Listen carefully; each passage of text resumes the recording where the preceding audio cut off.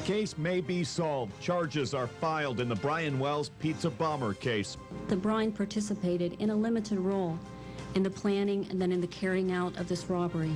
Authorities say the pizza bomber victim helped plan the plot. No, my brother was not involved before. He wasn't involved in the bank robbery. And Brian Wells' outraged family speaks out. They say he's innocent. Do you believe your brother's name will ever be cleared now after today? I don't know. From WJET-TV, Action News 24 starts now. Good evening, I'm Sean Lafferty. And I'm Carla Mullinax. 2 Erie area residents have now been indicted by a federal grand jury on charges relating to the pizza bomber case. And the victim in this bizarre mystery may not have been as innocent as his family had hoped. Marjorie Deal Armstrong and Kenneth Barnes have been indicted on 3 counts each, including robbery, armed bank robbery, and using and carrying a destructive device during and in relation to a crime of violence. We begin our team coverage tonight with Dan Wells. He joins us now live outside the federal courthouse today, and he has much more on the surprise twist in the case. Dan? Sean, the indictment says that Deal Armstrong and Barnes planned to use the collar bomb attached to the neck of Brian Wells in a plot to rob that PNC bank up here on Upper Peach Street. We also learned today that Wells himself was named as a co-conspirator and knew about this plan. We do not know the extent to which the others planned on him dying that day, but we do know, unfortunately, that Brian participated in a limited role in the planning and then in the carrying out of this robbery. It's in our truck. The indictment further alleges that it was the group's intention to have it seem that Wells, who was wearing the explosive, was merely a hostage rather than a participant in the event. Federal authorities told us Barnes and Deal Armstrong planned to retrieve the robbery money from Wells before he was caught. They failed in that attempt when Wells was confronted by Pennsylvania State Police. Authorities told us they conducted nearly 1,000 interviews and went on as many or more tips to get to the bottom of this complex story that really involved a host of other players as well. As the indictment alleges, Marjorie Deal and Kenneth Barnes and other unindicted co-conspirators choreographed every aspect of this bank robbery. Each had a role to play, whether it was actively participating in the robbery, acting as a lookout, or destroying physical evidence. This investigation is about greed that created fear and resulted in death. We also learned that the motivation for this robbery really came from Marjorie Deal Armstrong herself. We learned that Armstrong had a plan to kill her father. She allegedly hired Barnes to do that and then planned to pay him with the money that Brian Wells robbed from the bank. Also, another player that was in this web is William Rothstein. That's a person that you heard about a lot. And apparently he was Deal Armstrong's longtime handyman. In the indictment, it says that Deal Armstrong and Barnes actually met at Rothstein's house on Peach Street and really discussed the bank robbery a day before it happened. And Rothstein was also the individual who allegedly called Brian Wells to deliver the pizza up to those television transmitter towers. But as far as Barnes and Deal Armstrong go, they actually will go to prison or could go to prison for life and could pay penalties as high as $750,000. Sean? All right, Dan Wells live where the collar bomb was detonated nearly 4 years ago on Upper Peach Street. Thank you, Dan. The family of Brian Wells was at today's announcement by federal prosecutors. They didn't like what they heard about Brian's alleged involvement in the bizarre crime. Lou Baxter was with the Wells family today at that news conference and has more on their reaction. Lou? Well, Carla, they were outraged by what they heard today at the federal courthouse and became very vocal at today's news conference. The entire Wells family has maintained since August of 2003 that Brian Wells was a complete and innocent victim in this crime. And even though his elderly mother, 3 brothers, and 3 sisters were in the room today to hear what the government had to say, they just did not agree. Throughout today's news conference, family members kept calling U.S. Attorney Mary Beth Buchanan a liar every time she said Brian Wells was involved in the plot to rob that PNC bank. Family members insist the government presented no evidence today to convince them that Brian either knew those who were indicted or had any role in the plot to rob the bank. The Wells family says the government has failed them, beginning with waiting too long to call the bomb squad to save Brian Wells, and then how they handled things after he was killed. When you have a bomb locked to your neck and the federal authorities chop your head off to get the bomb off, there was no way Brian put that on himself. 19 hours after the bomb had gone off, the federal authorities chopped his head off to get that collar off. Brian did not put that collar on himself. I'm sorry. He was very astute. He was not stupid. He did not do this. But the people who did this to Brian, they're criminals. They're murderers. They're cowards. They're stupid. Do you think he knew them? No. No.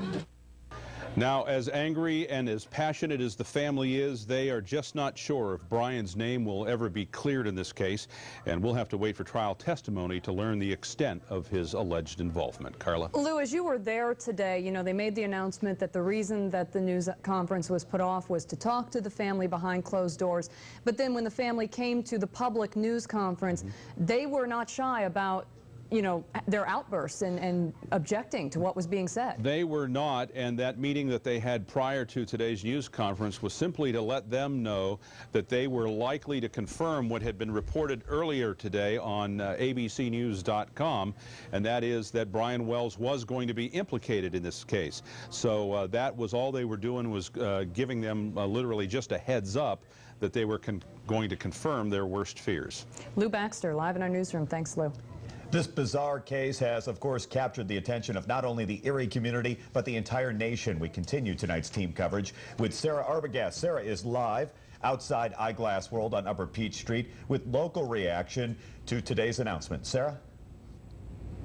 Sean, people here in our area have been pretty much mesmerized by this bizarre case for about the past 4 years. Many people we talked to say they aren't too surprised by today's news. It just doesn't surprise me. You know, reading all the articles since day one, that it's just amazing that it didn't happen earlier, really. I think Margie Deal was behind it all the time, and I also think that the pizza bomber was always involved in it.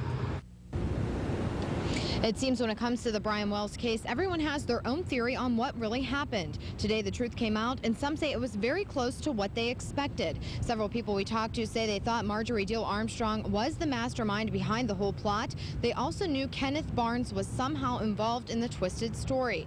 At the press conference, authorities announced that Brian Wells was a co-conspirator in the crime. Those who have been following the case for years say they find that hard to believe. Watch your step. Marjorie, how do you feel about Rothstein? Excuse me. Excuse me. No comment. Are you ready to go on trial? No comment. Okay. Marjorie? Today we did talk to Harold Deal, Marjorie's father. He didn't want to go on camera, but remember, this whole bizarre crime allegedly began because Marjorie Deal Armstrong wanted him killed and was going to use the money from the bank robbery to get that done. Marjorie's father did tell us, quote, "I haven't talked to her in quite a while. I don't think there's anything I can do for her right now." He also stated, "I think she made her own bed. Now she has to lie in it." So certainly a lot of people very interested in the developments today, including Marjorie's father, happy to be able to put some of these pieces together. Carla? Very happy. All right. Thanks, Sarah. Now, joining us is our legal analyst, attorney Tim Lucas, who's been closely following this case. Thanks for sticking around, Tim. Sure. Back to Brian Wells' alleged involvement in the plot. Mary Beth Buchanan said today that Wells had numerous opportunities to withdraw from the plan, but did not. As a defense lawyer, have you ever had a client that participated in a crime but was cleared of wrongdoing because his life was endangered? Does that hold up? No, what she was referring to is called renunciation. In other words, if you engage in a conspiracy, but if you completely and fully divorce yourself from the involvement in the conspiracy once you realize it has legs and it's actually going to take place, and you notify law enforcement of your own as well as other individuals' involvements in a conspiracy, that's actually a defense called renunciation, and that's what she was alluding to, is that he had done certain things, but he hadn't renounced his involvement in the conspiracy. Yeah, he hadn't contacted authorities. Now, why weren't the co-conspirators named today when, if you look at the news release that people in the media get, they are clearly pointed out by initials and addresses? I mean, it's obvious that it's William Rothstein is WR. Why don't they just name them? Well, it's just a practice in the federal system to name so-called unindicted co-conspirators by initials. That's just the way that they do things, as sort of a formatting basis. There will also be other unnamed unindicted co-conspirators that will come to light as the course of the case unfolds. Some of the names that have been talked about over the years, I'm sure will end up being witnesses for the government, even though they haven't been named in the indictment. Yes or no? Do you think that we've heard the wrap-up of what happened that day, or is there more to come? Oh, I think there's definitely more to come, certainly more detail to come. All right, we'll look forward to it. Tim Lucas, thanks again. The woman believed to be at the center of this bizarre crime is no stranger to the criminal justice system. 58-year-old Marjorie Deal Armstrong now faces the third time in her life she's been accused of killing someone. Kim Thomas joins us now here in the studio with a look back at Deal Armstrong's criminal history. Kim? Well, Carla, it all began back in 1988 when the high school valedictorian with 2 master's degrees was accused but acquitted of killing her boyfriend. But Marjorie Deal Armstrong's former defense attorney says it all could have ended then and there if the mental health system could have pulled through. In 1988, Marjorie Deal Armstrong stood trial for shooting her boyfriend, Robert Thomas, 6 times, then plotting to use a chainsaw to dispose of the body. The defense in that case, led by attorney Leonard Ambrose, was self-defense. Deal Armstrong was acquitted on all charges. Since then, Deal Armstrong has pled guilty but mentally ill to killing another boyfriend, James Roden, in August of 2003, just before the death of Brian Wells. Roden's body was found in the freezer of Deal Armstrong's one-time fiancé, William Rothstein.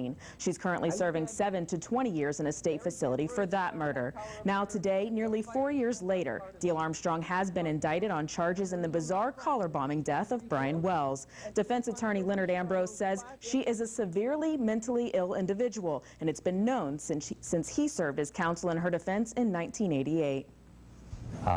I tried for 3 years before her trial back in 1988 to keep her in a mental institution, and the mental health system kept on sending her back saying she was competent to stand trial.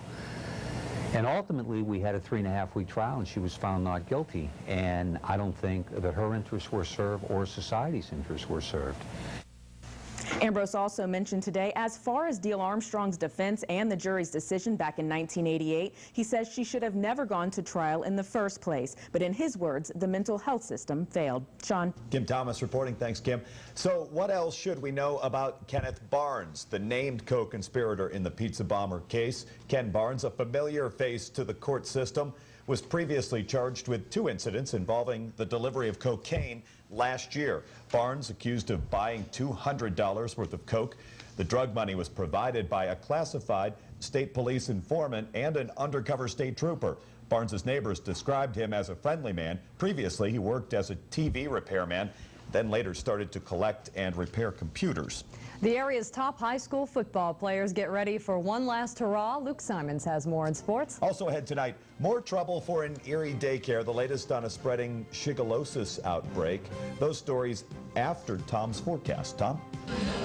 Thanks a lot, Sean and Carla. Of course, it's Weather in the Neighborhood Wednesday, and we've got young and old alike. Kayla, give them a wave. Of course, we're live at Zucker Park, and we'll be back with your forecast. You're watching Action News 24 with Sean Lafferty and Carla Mullinex.